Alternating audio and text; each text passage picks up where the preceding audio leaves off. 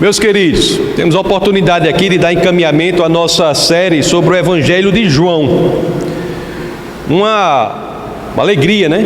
Aprendermos desde o início do ministério de Jesus, narrado pelo Evangelho de João. E no nosso bate-papo de hoje, nós iremos estudar o primeiro milagre que Jesus fez.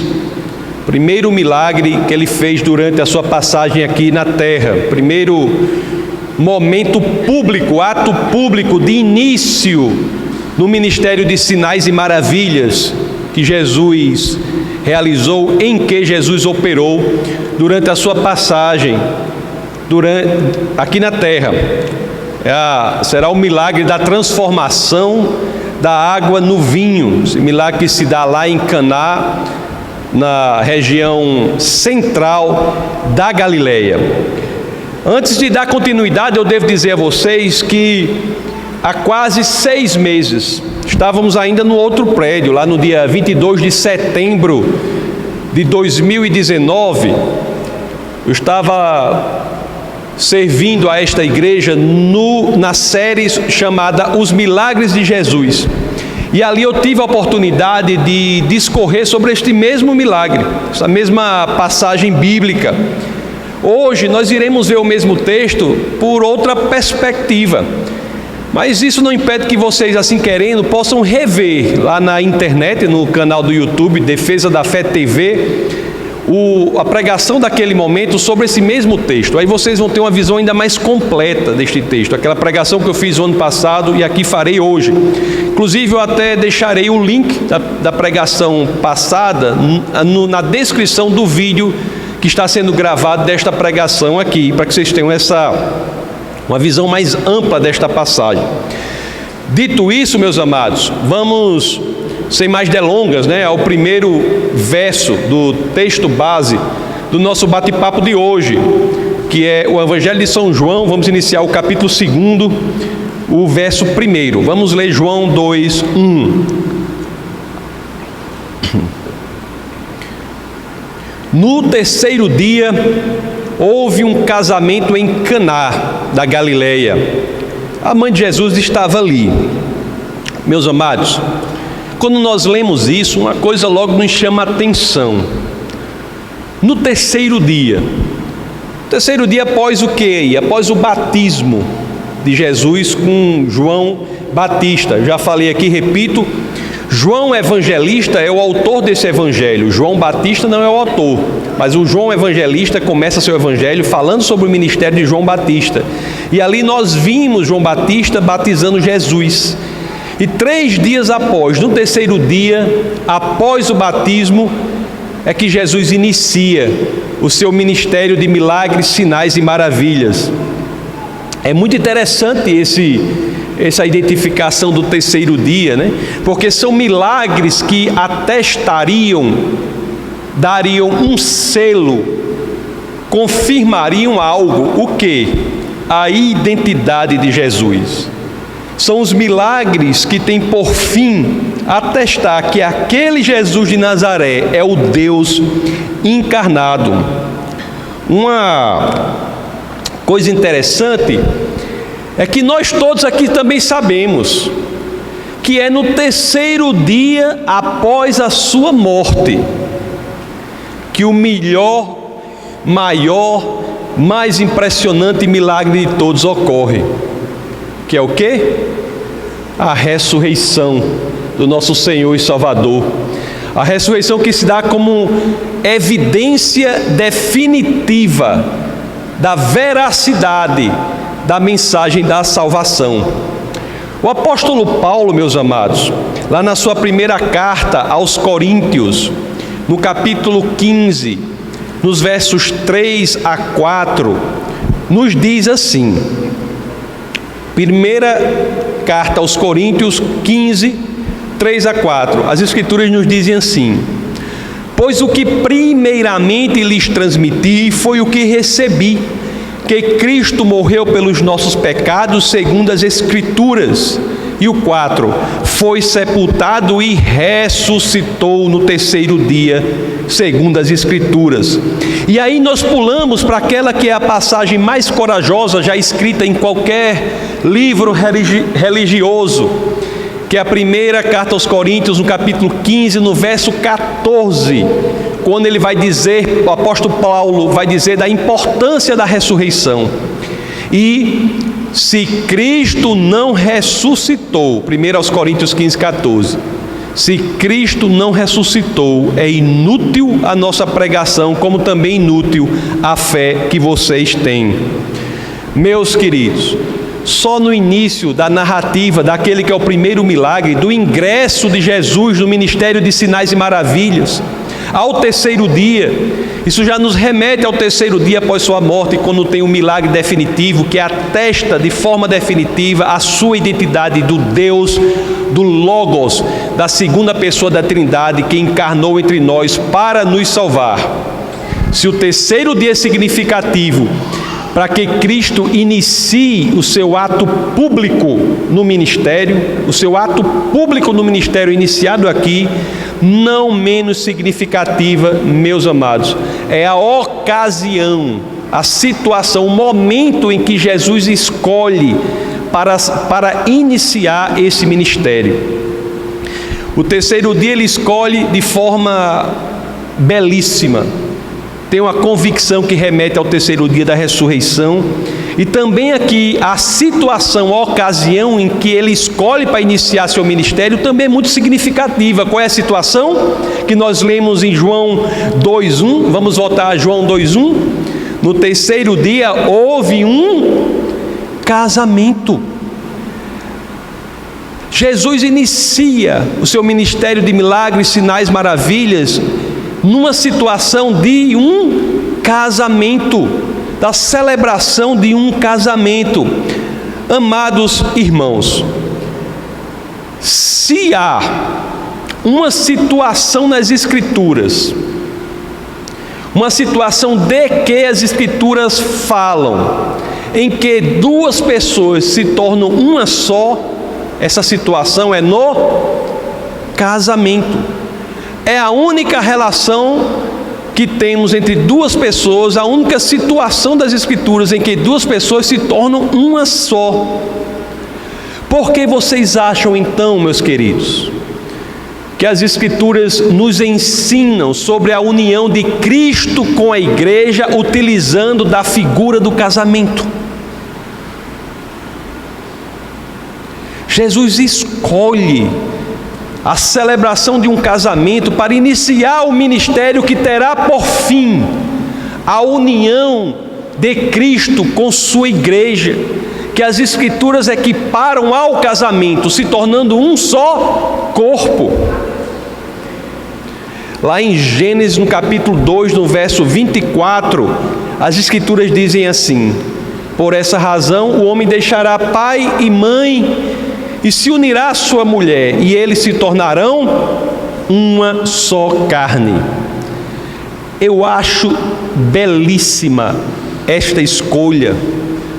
Foi na ocasião de um casamento, que é utilizado para equiparar esta união de Jesus com a sua igreja, que ele inicia o seu ato público no ministério.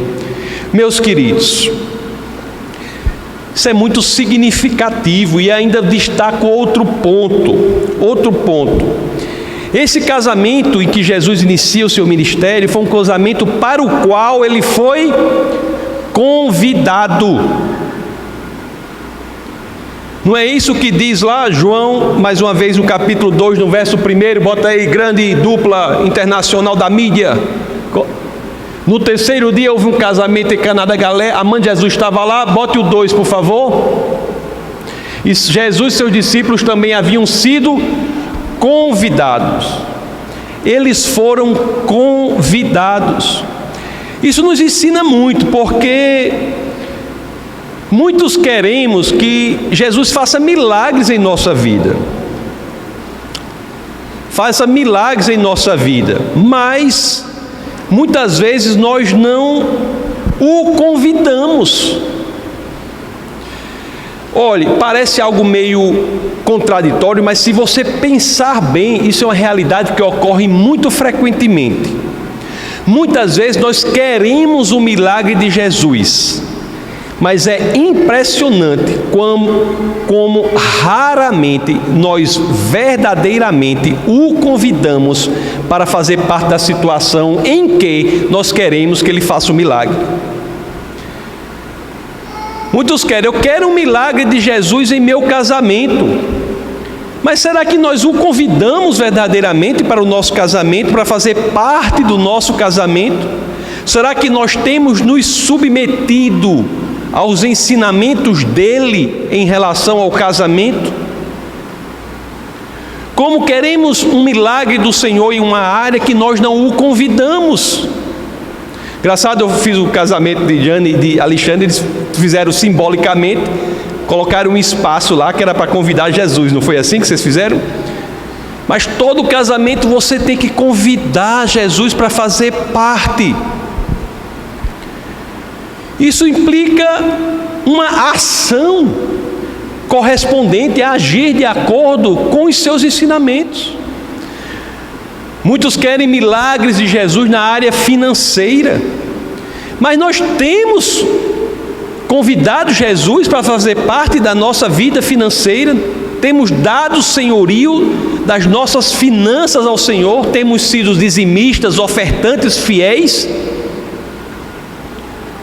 Não é uma negociação com o Senhor, mas é uma consequência lógica de um ato que você fez.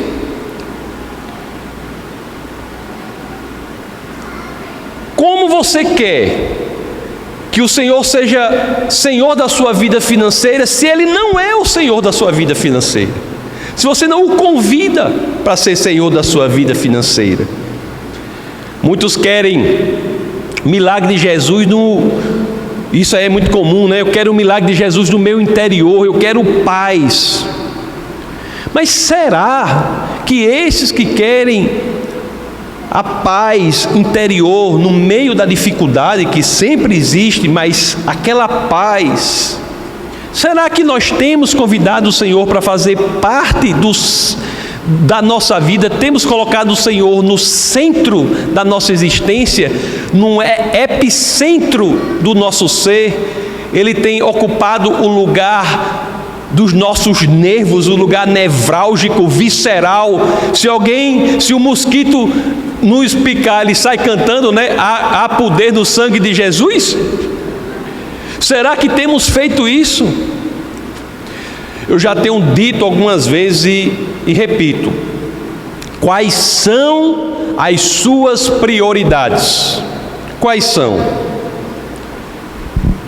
Faça uma lista de suas prioridades. Serve para você, serve para mim. Façamos uma lista de nossas prioridades. O que tiver em primeiro lugar é o seu Deus. Como queremos que Jesus faça milagres quando Ele não é convidado? Aqui, na celebração do casamento em Caná, lá no centro da Galileia, ao norte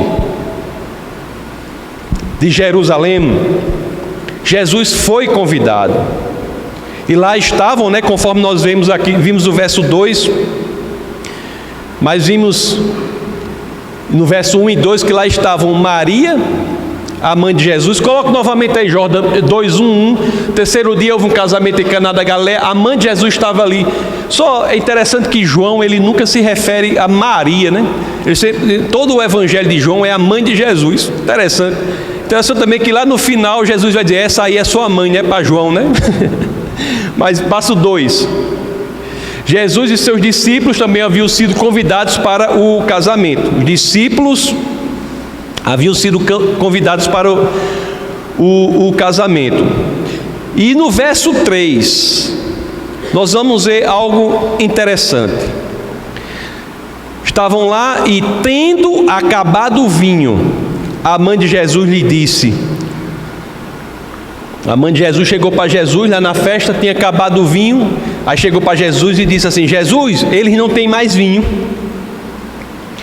O vinho fazia parte da dieta no mundo antigo, meus queridos. O livro de Salmos, no capítulo 104, no verso 15, diz assim, Salmos 104, 15 diz assim: o vinho que alegra o coração do homem, o azeite que lhe faz brilhar o rosto, e o pão que sustenta o seu vigor. Mas da mesma forma, Provérbios, no capítulo 20, no verso 1, o que lemos? O vinho é zombador, e a bebida fermentada provoca brigas. Não é sábio deixar-se dominar por eles. Amados, eu tenho que dizer algo. Eu não posso lhes dizer que a Bíblia proíbe o consumo da bebida alcoólica. Não, a Bíblia não proíbe. Aliás, a única religião que terminantemente é proibida é o Islã. Mas eu posso lhes dizer que não é sábio fazer uso da bebida alcoólica. Por quê? Aliás, aqui nesta igreja, nossa orientação é que não consumam bebida alcoólica. Esta é a nossa orientação. Fiquem bem, cada um é livre, mas nós não consumimos. Eu e minha família não consumimos, e as pessoas que exercem uma função de relevância no sentido de servir mais aqui na igreja, não devem consumir, não devem ser exemplo. Por quê? Porque é muito difícil, meus amados, estabelecer uma linha divisória entre o consumo do álcool e se tornar dependente dele. É muito difícil. Quando menos se espera, o álcool começa a querer exercer domínio sobre a pessoa. Tinha um conhecido meu que dizia assim: olha, faz 30 anos que eu bebo todo final de semana e nunca me tornei alcoólatra. 30 anos.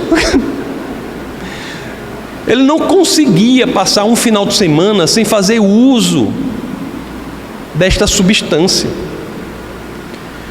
Então, assim, eu esclareço que não é bíblico dizer, eu não posso dizer que a Bíblia proíbe o consumo da bebida. Se você bebe pouco, alguma coisa assim, você não está sendo. Mas nós não aconselhamos você a fazer isso.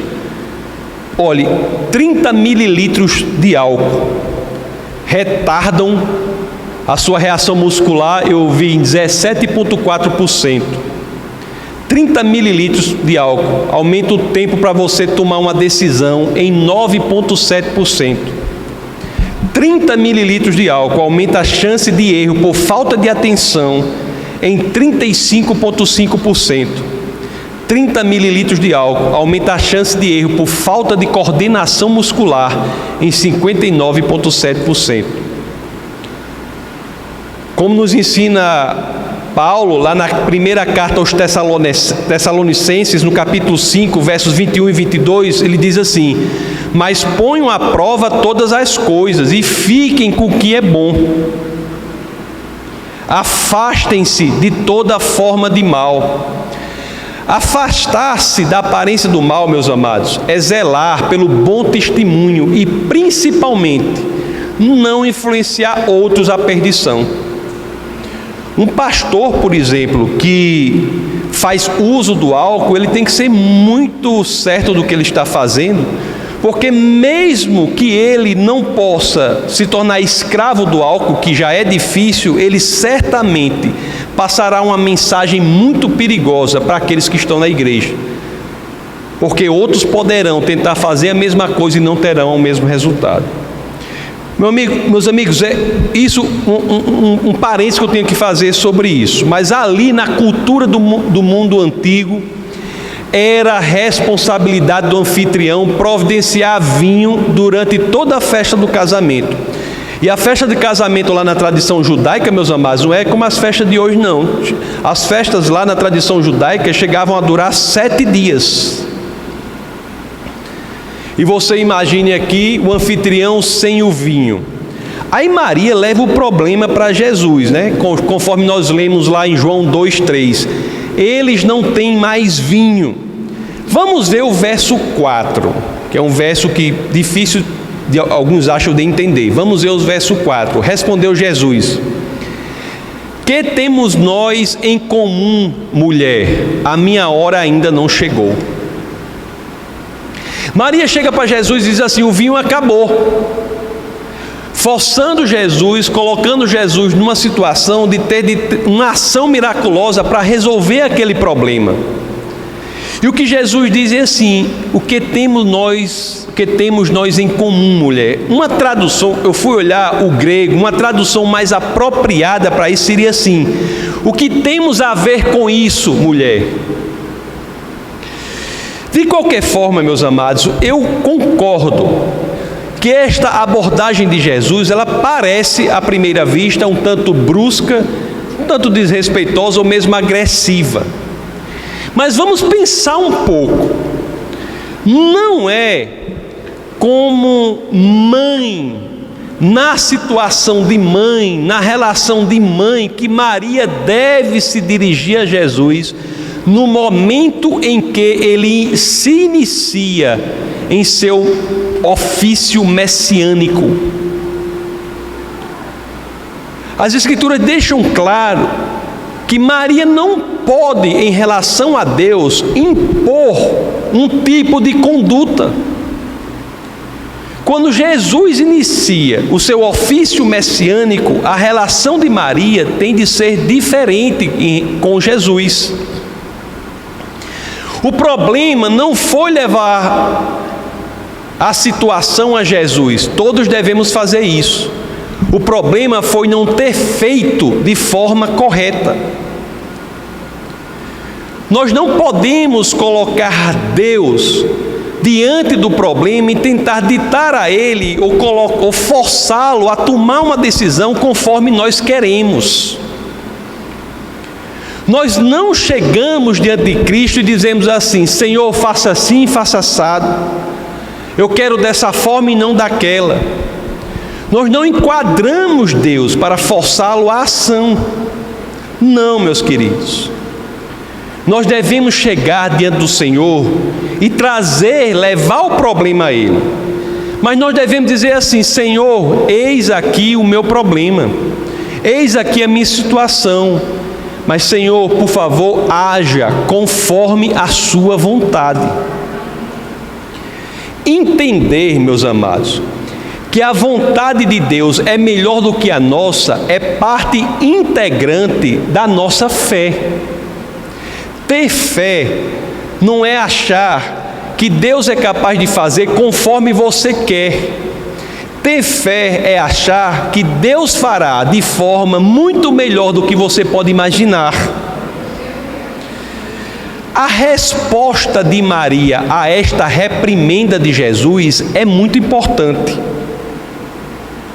Vamos ver o verso 5, João 2,5.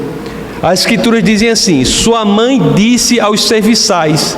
Diante da reprimenda de Jesus, Maria olha para os serviçais e diz assim: façam tudo o que Ele lhes mandar.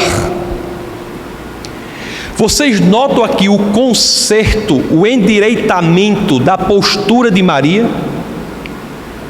Maria muda a sua postura.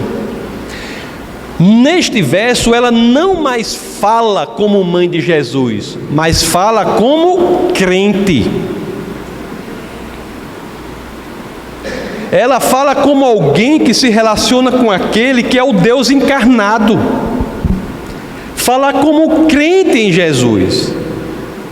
Maria apresentou o problema a Jesus. Qual era o problema? Está faltando vinho. Mas agora se coloca da forma correta, que seja feito conforme a sua vontade, façam o que Ele mandar. Maria, ela se ajusta ao papel messiânico do filho.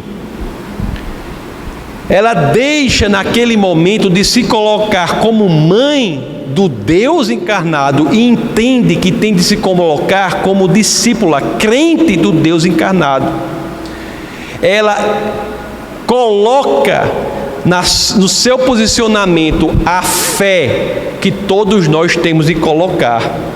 E é interessante que diante desse posicionamento de Maria, que leva o problema a Jesus, e se coloca dessa forma, Jesus atende ao pedido. Meus queridos, esse ensinamento aqui eu acho muito importante para a nossa vida, porque nós devemos realmente apresentar o problema a Jesus. Nós temos que dizer para Jesus qual é o problema. Temos que dar nome às coisas. Senhor, o meu problema é o meu casamento. É isso no casamento. Senhor, o meu problema são meus filhos, assim, meu filho tal, minha filha tal. Meu problema são as finanças, o negócio. Meu problema é a doença, esta doença específica. Meu problema é a depressão. Meu problema é a falta de paz. Coloque os seus problemas aos pés da cruz. Mas não vá colocar como Maria estava antes, colocando Jesus no canto da parede, dizendo como deve fazer, dizendo como quer que faça, como é que... Não, você vai ao Senhor com as mãos assim, olha, com as mãos vazias. Senhor, eis aqui o meu problema. Haja, Senhor, conforme a sua vontade. Existe uma teologia perversa que tem como das piores consequências fazer com que as pessoas se afastem do Evangelho, que é a teologia de dizer que Jesus é como o gênio da lâmpada. E as pessoas mais cedo ou mais tarde descobrem que Ele não é o gênio da lâmpada. Ele é o Deus que diz: eu sou o que sou, não o que você quer que eu seja. E quando as pessoas descobrem isso mais cedo ou mais tarde, ou criam uma casca de hipocrisia e continuam na igreja sem crerem verdadeiramente, ou se afastam do Evangelho. Isso é terrível. Jesus só vai lhe dar um biscoito assim, uma mala da marca tal, não sei o que, se for de acordo com a sua vontade, com a vontade dele. Se isso for para o seu mal, Ele nunca vai atender ao seu pedido. E uma das coisas que eu mais agradeço ao Senhor é não ter atendido a todos os meus pedidos. Eu não imagino como eu estaria hoje se eu já não tivesse morto, eu acho, se Ele tivesse atendido a todos os meus pedidos. Graças a Deus Ele não atende a todos os nossos pedidos. Agora, muito da vontade de Jesus nós sabemos por meio das Escrituras. Ele atende de acordo com a vontade dele, mas parte significativa da vontade dele nos é revelada pelas Escrituras. Por exemplo, João, no capítulo 10, no verso 10, as Escrituras nos dizem o quê? João 10, 10. O ladrão vem apenas para roubar, matar e destruir. E Jesus diz: eu vim para que tenham vida e a tenham plenamente. As Escrituras nos ensinam aqui que a vontade do Senhor é que tenhamos vida e a tenhamos plenamente. As Escrituras nos ensinam que a vontade de Jesus não é que sejamos roubados, mortos ou destruídos. Isso diz o quê? Tristeza, depressão, doença, miséria não são a vontade de Deus para a sua vida. E por que não são? Como é que eu sei por que não são? Porque é o que tem nas Escrituras. Não é isso que as Escrituras dizem. Isso é importante saber também. Por quê?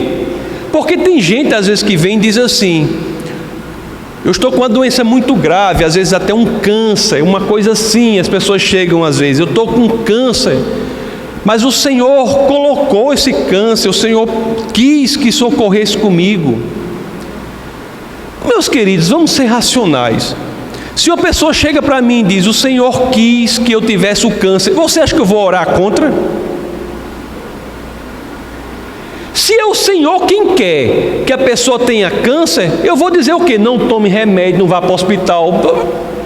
Se é Ele quem quer, é claro que Ele não quer isso. É incongruência você achar que o que vem matar, roubar e destruir é de Deus e você querer se colocar contra. O que mata, rouba e destrói não é do Senhor, é do inimigo das nossas almas, conforme as Escrituras nos ensinam. Está entendendo o que eu estou dizendo? Estou dizendo para você não ir para o médico, não. Estou dizendo para você ir para o médico. Está entendendo, né? Ficou claro. Estou bem claro isso aí.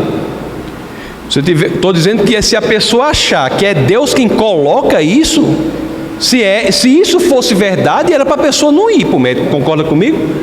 Porque você vai para o negócio para ser contra Deus? Você deve ir para o médico, você deve orar ao Senhor para se libertar de tudo isso, porque não é do Senhor que você esteja numa situação assim.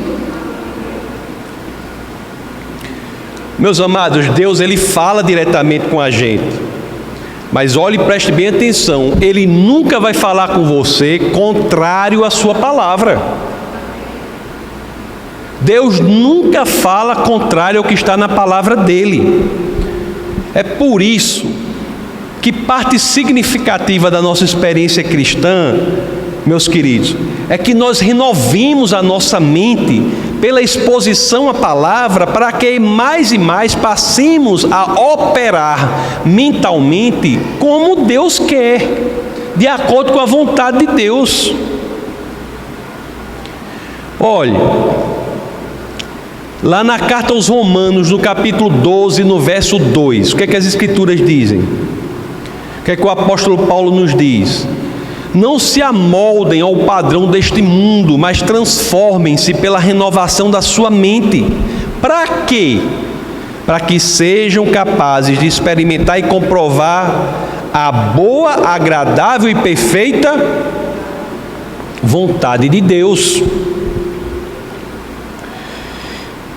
Maria se ajusta ao papel de Jesus como Messias. E aí, nessa expressão de fé, Jesus entra na situação para resolver o problema. Mas ele, meus queridos, e aqui tem outra coisa importante da experiência cristã. Jesus, quando nós nos colocamos diante dele, apresentando o nosso problema em fé genuína, e a parte significativa dessa fé é entender que os caminhos dele são melhores do que os nossos, ele resolve de forma tão maravilhosa, tão impressionante, que a gente nem imaginaria como seria. Quando nós entregamos a Deus a nossa situação, nós nos tornamos espectadores da nossa própria vida. Nós pensamos a ver assim: meu amigo, olha só o que Jesus está fazendo com a minha vida, olha só como Ele está agindo. Porque Cristo, Ele sempre dá significados mais profundos às suas ações na nossa vida. E ali naquele casamento não foi diferente. Vamos ver o verso 6. Jesus passa a agir, e olhe como ele, que podia apenas resolver o problema da falta de vinho, olhe como ele faz de forma muito mais profunda e significativa, muito mais do que pensamos. Olha o que diz o verso 6. Ali perto havia 6 potes de pedra do tipo usado pelos judeus para as purificações cerimoniais. Em cada pote cabia entre 80 e 120 litros.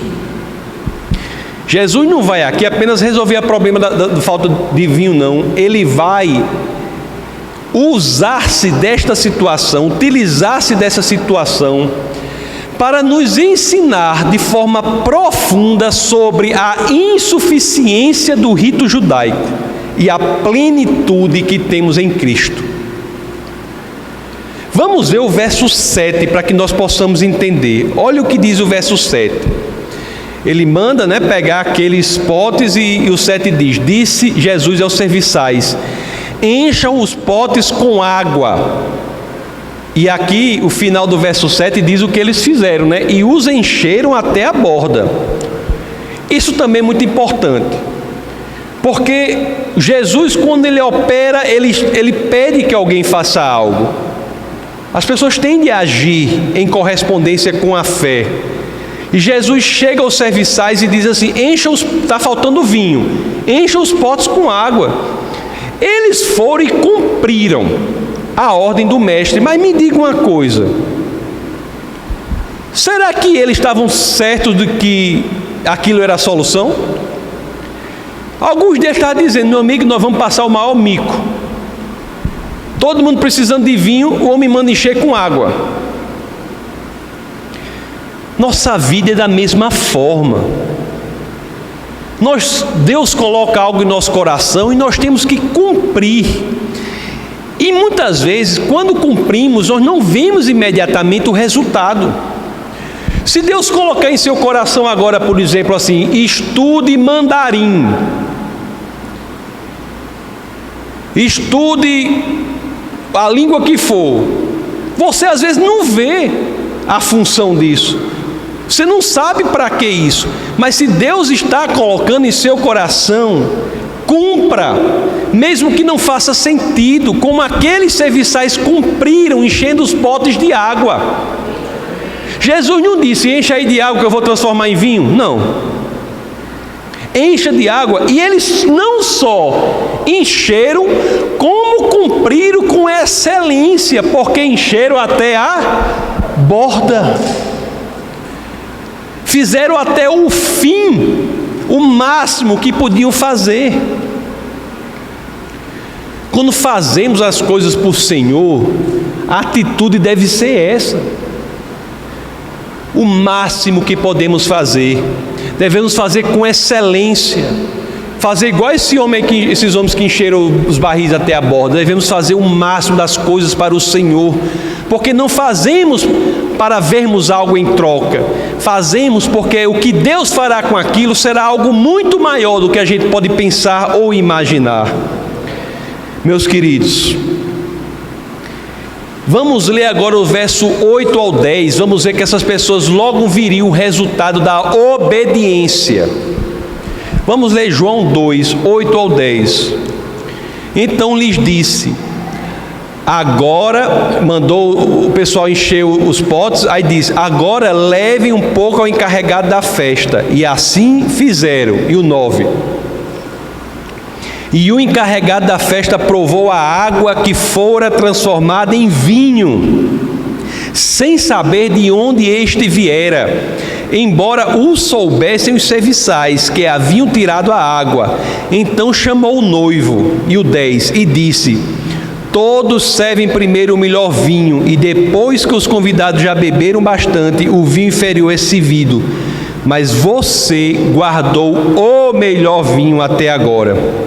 Era o melhor vinho. Quando nós obedecemos ao Senhor, meus amados, Ele faz muito além do que nós pensamos ou imaginamos. Jéssica, ela no louvor, você fez a oração que Paulo fazia aos santos. E no final dessa oração, o que está lá em Efésios, no capítulo 3, no final da oração, que é o verso 20 e 21, como é que Paulo termina essa oração? É assim, ó, Efésios 3, 20: aquele que é capaz de fazer infinitamente mais do que tudo o que pedimos ou pensamos, de acordo com o seu poder que atua em nós. Aí o 21, a Ele seja a glória na igreja e em Cristo Jesus, por todas as gerações, para todos sempre. Amém. Este milagre, meus amados, da transformação da água no vinho, ele não só nos mostra que Jesus é atento às nossas necessidades particulares, mas também isso nos mostra algo muito maior. O que Jesus fez ali foi não só atender aquela necessidade particular, mas acima de tudo, Ele transforma aquela água que era a água da purificação do judaísmo, a água da religiosidade, a água do rito, Ele transforma em quê? No vinho, que representa o quê? O seu próprio sangue, que será derramado por nós. Ainda nessa série, nós, quando falávamos de João Batista, lá em João capítulo 1, verso 17, Nós vimos essa parte da pregação de João Batista que dizia assim, ó: pois a lei foi dada por intermédio de Moisés, a graça e a verdade vieram por intermédio de Jesus Cristo. Aqui, no capítulo 2, meus amados irmãos, a transformação da água no vinho é a representação mais bela e poética que podemos imaginar desta pregação. Ao transformar água em vinho, nós temos uma representação visual de que há uma mudança de uma aliança a outra aliança muito mais perfeita. Quando a água da purificação se transforma em vinho, nós podemos ver o que João Batista pregou aí. Nós temos a velha aliança se aperfeiçoando na nova aliança da graça e da verdade. Isso é algo muito bonito, né? Muito bonito, porque usou os potes da purificação ritualística judaica. E são naqueles potes das águas que são colocadas ali, para que a cerimônia seja feita, que o milagre ocorre e se transforma naquilo que vai representar o sangue derramado por nós. Não são os rituais, é Cristo. Não é a purificação ritualística, é o sangue do Cordeiro. João, meus amados, no último verso do nosso bate-papo de hoje, que é o verso 11 do capítulo 2, João 2:11, ele testifica o sentido mais profundo desse milagre, quando ele diz assim: este sinal miraculoso em Caná da Galileia foi o primeiro que Jesus realizou. Revelou assim a sua glória e os seus discípulos creram nele. Os queridos, quando você lê esse texto com cuidado, né? Jesus entrando no seu ministério de sinais, maravilhas e milagres. Ele transforma a água em vinho, mostrando toda a mudança que será feita em seu ministério até a sua morte.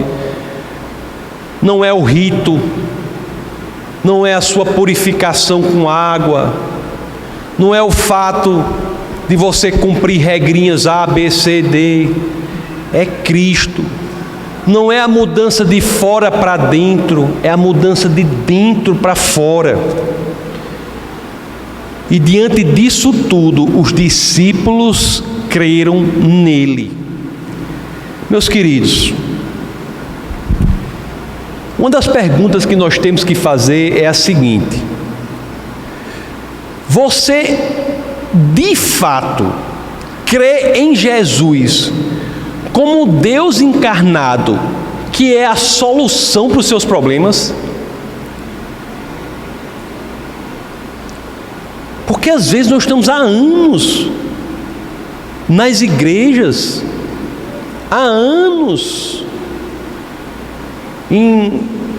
acostumados com um domingo festivo, que nós encontraremos pessoas maravilhosas, mas nada disso salva você, nada. Será que nós cremos nele como Deus encarnado? Olhe, Mateus, Marcos, Lucas e João são os 4 evangelhos, as 4 biografias de Cristo. Se nós lemos os evangelhos e formos anotando todos os milagres, e muitos repetem os milagres, nós teremos ao final 35 milagres. São apenas exemplos dos outros tantos milagres que Jesus fez. As próprias Escrituras dizem isso. Aliás, em João 20, no capítulo 30 a 31, isso fica claro quando diz assim, ó: Jesus realizou na presença dos seus discípulos muitos outros sinais miraculosos, que não estão registrados neste livro. E o 31, mas estes foram escritos, aquele do primeiro diz que os discípulos creram nele, Mas todos os milagres que estão registrados nas Escrituras, o 31 diz, mas estes, os 35, os que estão em João e os que estão lá em Mateus, Marcos e Lucas, ele está falando só de João aqui, né? Mas eu estou abrangendo para Mateus, Marcos e Lucas. Os milagres que estão no Evangelho foram escritos para que vocês, eu, a gente, para que existe milagre na Bíblia? Para quê? Para que Jesus faz milagre? Qual é a razão? É para fazer concorrência ao Mr. M? Não. Qual é a razão que Jesus faz milagre? Qual é? Mas estes, os milagres foram escritos para que vocês creiam que Jesus é o Cristo, o Filho de Deus, e crendo tenham vida em seu nome. Tudo, meus queridos, que a gente faz aqui, todo o nosso esforço, a gente não tem domingo, o pessoal chega aqui bem cedinho, vocês se dedicam com o seu tempo, seu talento, suas finanças, tudo isso, para quê? Para que um pecador aí entre nessa porta e saiba o quê? Que ele pode ter vida em Cristo Jesus. Agora eu me preocupo com a da gente também.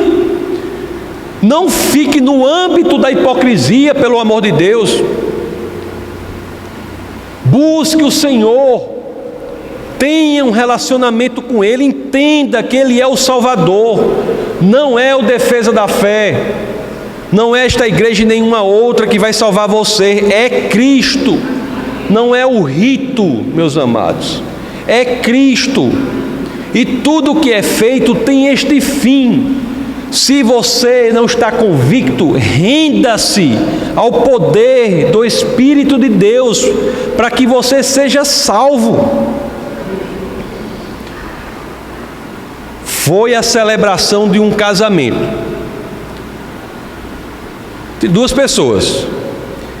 Mas também serve para dizer que o convite para a celebração do casamento de Cristo com a sua noiva, com a igreja, está ainda válido. Está ainda válido. Este casamento de Cristo com a sua igreja tem um convite que está válido, mas eu tenho a obrigação, na função em que sirvo nesta igreja, de lhe dizer: chegará o dia em que esse prazo de validade estará encerrado. Tenho que lhe dizer, porque aí eu me resolvo. Se eu não disser, eu tenho sérios problemas com o Senhor. Tenho que pregar o Evangelho. Chegará o dia que esse convite não servirá mais. Acabou o prazo. Mas até lá, até esse ponto, tudo o que fazemos, você pode ter certeza, é para que você que não creia passe a crer em Cristo como Senhor e Salvador e tenha vida em seu nome, no nome dEle. A plenitude de Cristo, meus amados, é algo sério. Nós não podemos negligenciar isso. Às vezes eu tenho que pregar dessa forma para dizer que é sério. O negócio, o centro da nossa atividade aqui, o objeto central do que fazemos aqui é seríssimo. E essa plenitude está disponível. Meus amados, se você com o seu próprio braço, você não está conseguindo, e às vezes é isso, né? Renda-se. Minha conversão, eu considero o verbo que mais bem define a minha conversão, e eu tenho a impressão que é de muita gente aqui, se chama rendição. Eu me rendo, Senhor. O Senhor é o Senhor. Eu me rendo. Renda-se, arrependa-se e entregue-se ao Senhor. Você que está aqui, você que me ouve pela internet, faça isso. Renda-se, arrependa-se e entregue-se ao Senhor. Eu vou fazer uma oração aqui e vocês vão repetir comigo. É rápido, mas é poderoso. Vai ser mais rápida, só não pode ser mais rápida que a oração do que aquele rapaz do lado dele na cruz, que ali foi rápido demais. Pai Celestial, venho em nome de Jesus pedir perdão pelos meus pecados. Eu confesso com a minha boca que Jesus é Senhor da minha vida.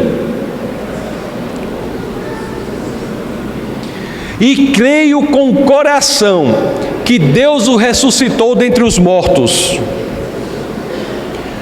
Obrigado, Senhor, pelo meu perdão. Eu o recebo e sei que sou nova criatura. Encha-me com seu Espírito. No nome poderoso do meu Senhor e Salvador Jesus Cristo. Amém.